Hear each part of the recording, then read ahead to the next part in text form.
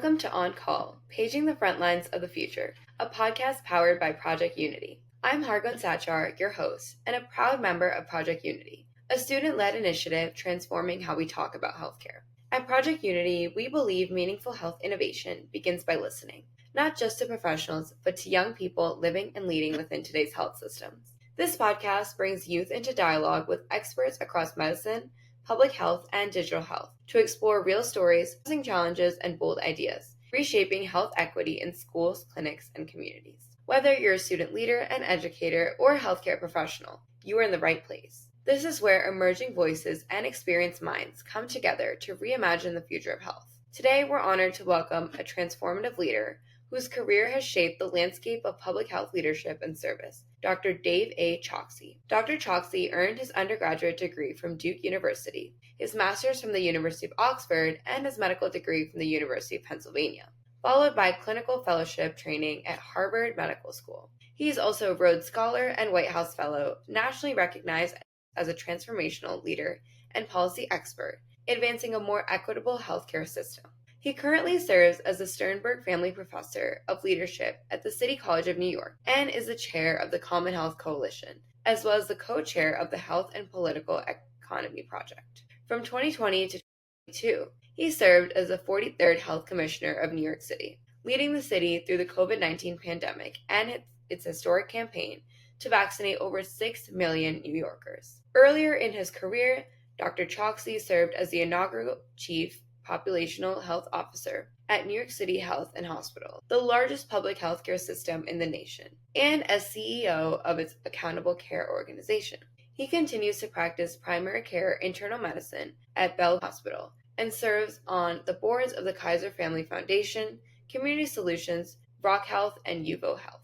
Dr. Chokshi, it's a privilege to have you join us. To begin, could you share a little bit about your journey in medicine and what first drew you to the intersection of clinical care, public health, and leadership? I'm sure. Well, first, Hargun, thank you so much for having me. I'm delighted to be on and to share a little bit of my journey for what it's worth and to the folks with whom it'll resonate. I always introduce myself as a primary care doctor with a public health heart. And I hope, that captures the two halves that, I've sought to embody over the course of my career, rooted in the idea that taking care of people is an enormous privilege and means that you have a sacred responsibility in every encounter when you're taking care of someone. But equally, to what I think of as sublimate the frustrations that you can also feel in so many of our clinical systems, because we need bigger solutions, often structural solutions that are more the remit and the realm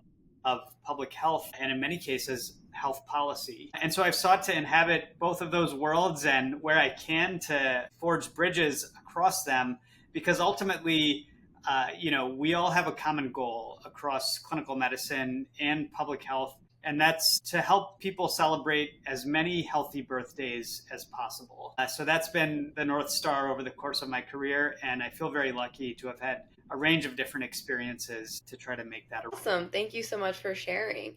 And now we'll dive a little bit deeper into your values and vision in public health leadership. So your leadership during the pandemic emphasized empathy, communication, and courage. What are the non-negotiables that you carry into every decision, no matter the context? Well, I credit my wife actually for helping me distill my own core values. And for any of your listeners who haven't done a core values exercise, I recommend just, do a Google search and find a core values exercise, sit down with someone whom you care about and just do it with them, because I think people will find it enormously clarifying. When I did that, I found out that my 3 core values, you go through a process of sort of winnowing down from a longer list to the ones that you feel are most important. And for me, they were truth, justice, and kindness. And I have tried to keep them as touchstones, for the way that I spend my time, for making sure that I'm accountable to them, not just in the context of decisions, although that's very important, but most importantly in my relationships, both professional and personal. And there's something very beautiful actually about sharing these core values with people whom you're close with, because in many cases, they can help you remember that even in times when you forget. And so I've been lucky to have friendships as well as partnerships where those core values were reflected back to me, which helps me to actually accomplish them, particularly during the most difficult times. Awesome. Thank you so much. And then on the same topic of that, you've spoken about the importance of leading with care. So how does that principle, along with the ideals that you found, truth and justice, shape the way that you approach both medicine and public service? It's very natural in medicine, right? Like we know that compassion for the people whom we're serving is important. But what I found is that sometimes we don't bring that into other realms. You know, we almost forget the importance of care and compassion and kindness when we're operating in different environments, whether it's a business environment or a policy environment. And too often I found that we have relatively narrow, traditional conceptions of leadership where actually we cast those values to the side and see them as weakness instead of strength. But the leaders whom I've most admired are the ones who can hold in their hands at the same time the idea of kindness and excellence being two sides of the same coin, finding that there is a union, between them, and that if we are trying to build a world in which compassion is more of the default, then we have to begin by turning the spotlight inward and modeling that for ourselves. And so, in the different organizational environments that I've been a part of, that is something that I aspire to make as part of the culture of our teams, because if we start there, we can build out toward the world that we all want to inhabit, one that is inflected with care, compassion, and kindness. Absolutely. And as you mentioned yourself, the different organizational environments that you've been a part of, you've bridged so many worlds together, clinical, academic, and policy. So how do you ensure that these people that are most affected by policy decisions remain at the center of your work? You have to find ways to actually weave in people and their voices into what can otherwise be very abstract conversations. They're abstract because we're talking about it at a population level, or we're talking about policy in a way that too often gets divorced from their very real human consequences. And I found that there are simple ways to be able to do this. One is first to, as Brian Stevenson says, make sure that we are proximate and that we also reward and empower people who stay more proximate. I feel very lucky because in health, we have a natural way to do this in terms of practicing medicine, but this is true in other fields as well, beyond medicine and health. And so, I think that's a really important thing. But even when you don't have that, there are ways to ensure that the stories and the voices of people who are most affected are brought from the margins into the center. It could be as simple as starting a staff meeting with sharing a patient's story. This is something that I tried to do when I was leading teams at New York City Health Hospitals, the safety net system for New York City. So, whatever is the way that feels most genuine for people to bring those stories to the fore, the most important thing is to spend some time and attention to do so that we can get in the practice of walking a few steps in someone else's shoes. And by virtue of that, be not just more accountable, but also higher performing in accomplishing the things that we're aiming to. Definitely. And I will focus a little bit more about how you built systems for health equity. I know you mentioned a little bit about this, but at New York City's Health Hospitals, you helped transform care delivery across one of the nation's largest safety net systems. What lessons did you take from this experience about how institutions can better serve marginalized communities? Yeah, this was a period of my career that I'm very proud of. I spent 6 years at Health Hospitals, along with many others, built our approach to population health, which we defined as a more proactive approach to avoidable human suffering. And, I was really fortunate to have a range of different problems that we took on, from primary care transformation to addressing patients' health-related social needs to advancing value-based care, a public hospital environment. But the common thread across all of those things was the simple idea that we need to focus on being proactive, that we need to ensure that we are not just reacting to problems that cross our threshold, and also not just the patients that cross our threshold. And so we tried to think much more deliberately about what I call the patients we do not see.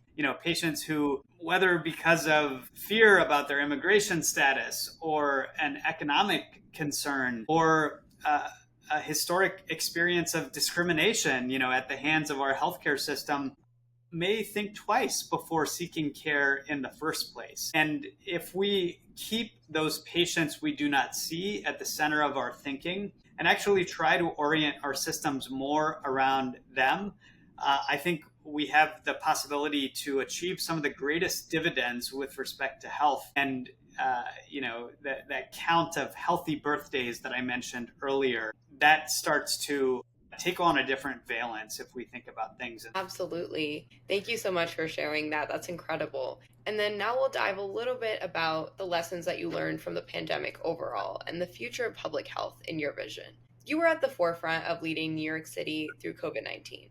So looking back, what moments stand out as defining for you, both as a physician and a public health leader? Look, I have to start by saying we're in very challenging times for public health. Those of us who care deeply about health, and particularly public health, have to just grapple with the fact that there are so many headwinds to the mission that we hold so dear. But I do think back to the pandemic in these moments where it feels dark, and in some cases can even be despairing. And what I remember is that even during a time of great tragedy and suffering, as we experienced during COVID-19, where so many of our neighbors, our loved ones, experienced something really devastating, but we also saw the ways in which we can band together and accomplish enormous things. In New York City, I remember that we were able to transform the waiting room of an endoscopy suite into a fully functioning intensive care unit, in a matter of hours. Or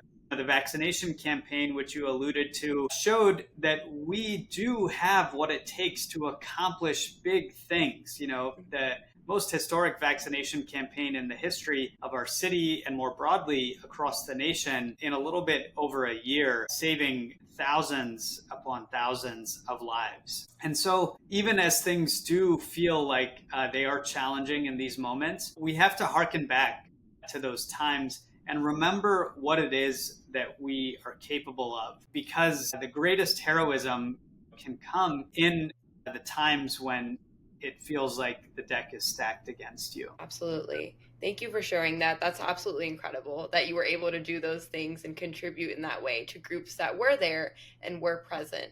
But now to focus a little bit about a challenging portion of leadership. How do you build trust across groups who may not share the same priorities or vocabulary? For me, it starts with humility. The humility to know when to listen rather than talk. The humility to know when perhaps you are not the right messenger to be delivering a particular message, even if it is something that you have deep expertise in.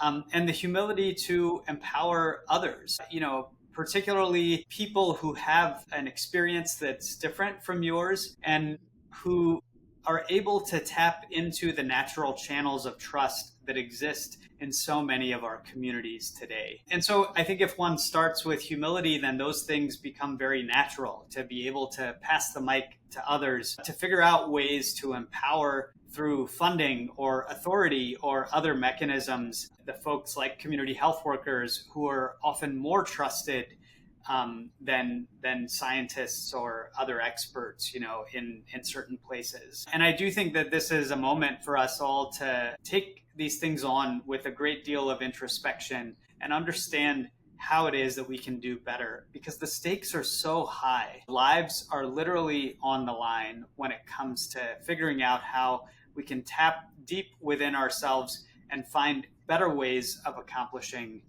the things that we care so deeply about. Definitely. Thank you. And we can see that your broad range of experiences has given you so much insight. So to talk a little bit about your mentorship mission and the next generation, you've mentored countless students and professionals through your work.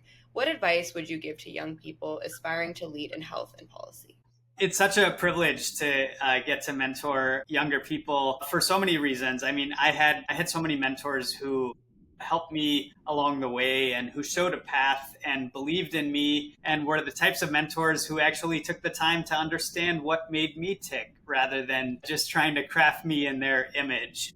And so I hope that I'm able to pay it forward to the next generation. I also really believe in mentorship as a self-interested exercise because I think that for our most entrenched problems, we need to craft a multi-generational movement to actually be able to help solve them. And so, the piece of advice that I have for your listeners and, for anyone who's younger and thinking about how to make their mark in the world is think about how to spend more time nourishing your convictions than you do burnishing your credentials. Because credentials are important, don't get me wrong. You have to be able to stand on them and leverage them for opportunities, and most importantly, have a legitimate base of knowledge and understanding and skills. But what I've found is that people think that that is the ceiling rather than the floor, when we should be thinking about how to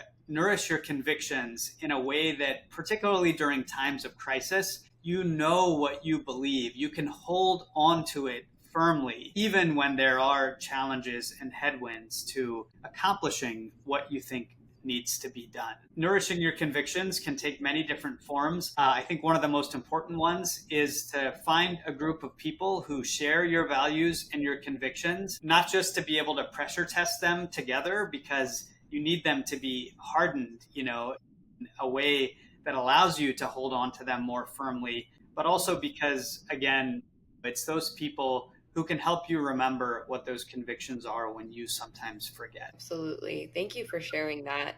And then when you think about systems change, where do you start? People, processes, or purpose, and why? Yeah, they're all intertwined, of course, but I think as I've gotten older, I have found that so much begins and ends with people. We are human beings in this beautiful, intricate web of relationships. And, I think of relationships as the foundation of all accomplishment, but they're also what we need as social animals. They're fun. They allow us to be able to tap into intrinsic motivation just to be in kinship, with one another as human beings. And so all of those things are very important for us to, think about how to unlock different ways of doing things, because for anything worth doing, it's not going to be able to be solved by one person alone. And so that means embracing the messiness of being in groups and then seeing the power of what you can accomplish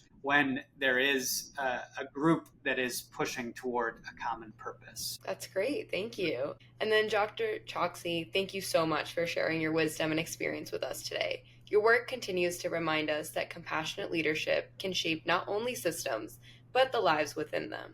For those who would like to learn a little bit more about you, where can they find you or your work? Well, I'm on LinkedIn and would love for people to connect with me there. And I'm based at the City College of New York, so I have a website there as well. Great, thank you. We're truly grateful to have had this conversation with you and to amplify the story of someone redefining what it means to lead with both heart and evidence. We hope today's podcast sparked reflection and affirmed that youth voices and mentors are essential to building a more just and responsive health system. If you're ready to take the next step, visit projectunitynfp.org to connect with changemakers, explore student-led initiatives, or get involved with future episodes. I'm Hargun Sachar, your host, and on behalf of Project Unity, thank you for listening. See you next time on On Call.